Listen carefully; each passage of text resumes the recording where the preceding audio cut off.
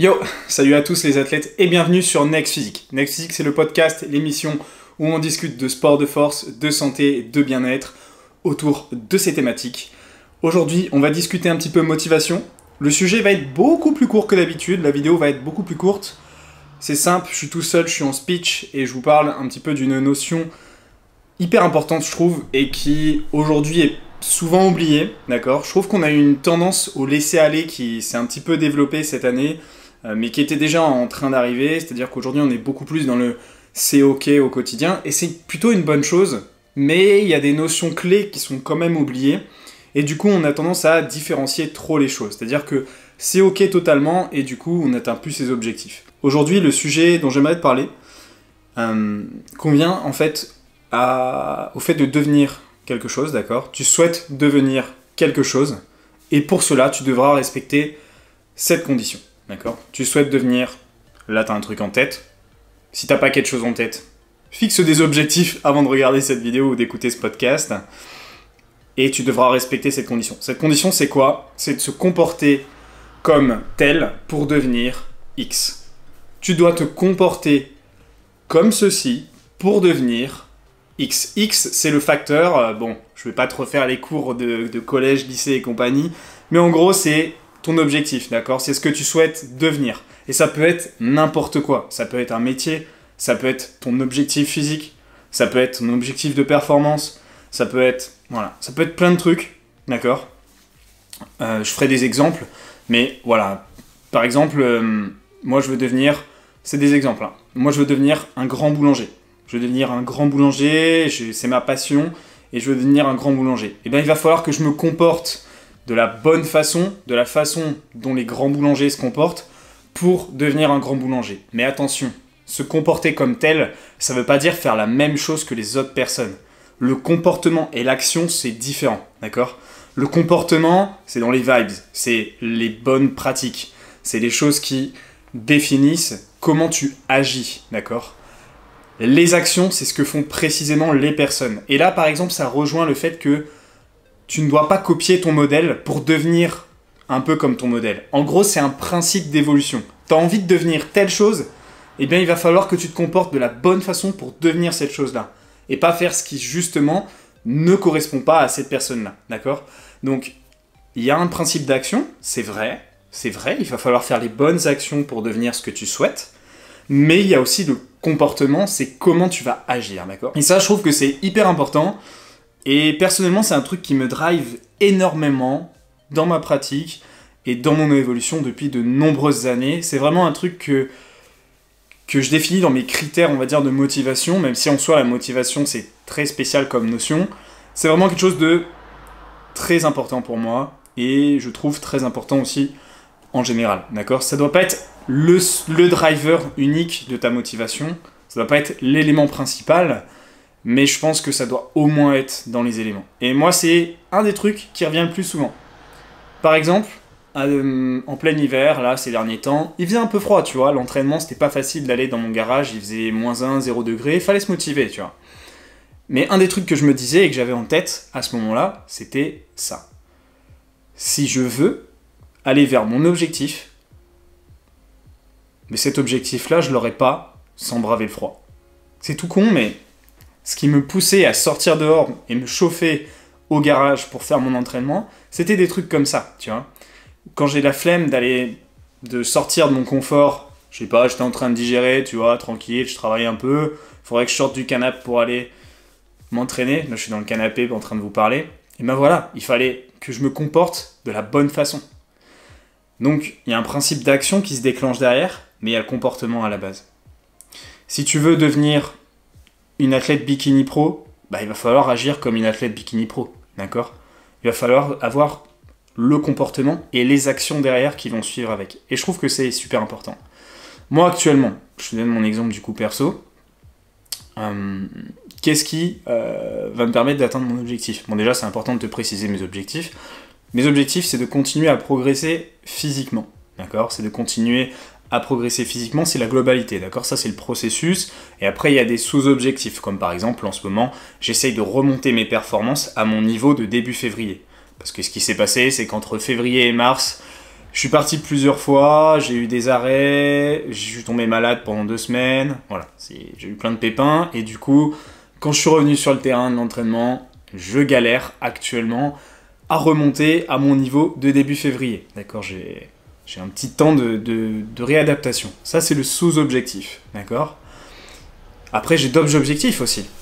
J'ai les objectifs autour de ce contenu-là, développer le podcast, continuer à développer le côté plaisir et diète, développer voilà, tout ce qui est sur mes stratégies et sur mon contenu réseau, et développer mes activités aussi à côté en lien. D'accord ? Ça, c'est les autres objectifs que j'ai. C'est les 2 gros objectifs actuels. Les choses qui définissent mes journées, ça va être le côté physique et ce côté-là. Et après, j'ai des conditions, comme par exemple la condition de ne pas être frustré dans ma diète, ne pas être frustré dans mon quotidien, dans mon bien-être. Voilà, ça, c'est les sous-conditions que j'ai placées sur ces objectifs-là. Et pour atteindre ces objectifs-là, il va falloir que j'agisse de la bonne façon. Il va falloir que j'agisse en bon samaritain de création de contenu, il va falloir que j'agisse en bon créateur aussi à côté sur mon côté développement business, il va falloir que j'agisse aussi de la bonne façon pour que j'ai les entraînements nécessaires et la diète qui conviennent à mes objectifs. D'accord ? Voilà. Et par exemple, voilà, plus tard, ça passera par des autres sous-objectifs, un mindset différent. Par exemple, quand je vais me remettre en sèche un de ces jours, en déficit calorique, il va falloir que je change mon comportement pour me dire, là, tu dois avoir un comportement de « je dois faire ma sèche, je dois faire ceci ». D'accord ?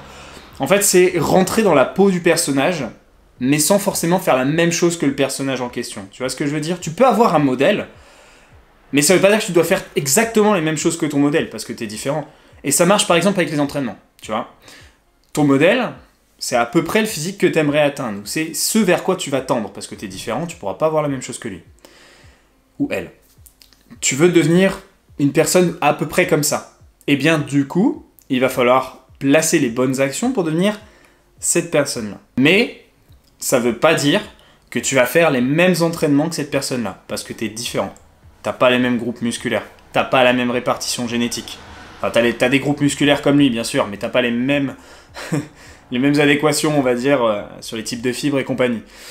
Et donc, par conséquent, il va falloir modifier les actions, mais pas nécessairement le comportement. Le comportement, c'est le même. Le comportement entre tel objectif physique, lui, elle, toi, c'est pareil.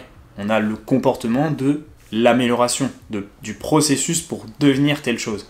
Par contre, on n'a pas forcément les mêmes actions. Donc voilà, c'est assez simple, c'était court aujourd'hui, mais c'était revenir sur cette notion clé de comportement pour que tu aies le bon mindset et tu te rendes compte que ça, c'est vraiment hyper important dans la transition vers laquelle tu dois agir. Par exemple, je vais faire un dernier exemple, histoire de... avec la notion d'intensité à l'entraînement. Par exemple, tu penses te donner correctement à tes entraînements, tu penses te donner à un bon niveau, que tu as un bon niveau d'effort, mais tu galères et tu rames un petit peu dans ta progression, tu vois. Et toi, ce que tu veux devenir, c'est vraiment quelqu'un de performant, de très bon sur ses exercices et qui progresse bien. D'accord ? Ça n'arrivera pas si tu n'as pas une intensité suffisante. Si tu ne te mets pas dans une zone dans laquelle tu es en difficulté à l'entraînement, tu es en transpirance. Tu es en transpiration.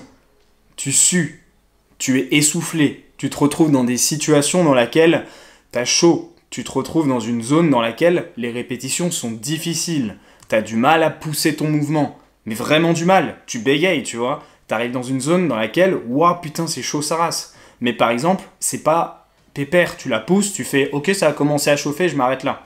Ça c'est une notion comportementale. Il y a de l'action derrière, comment tu vas faire ton exercice, quelle charge, les répétitions, compagnie.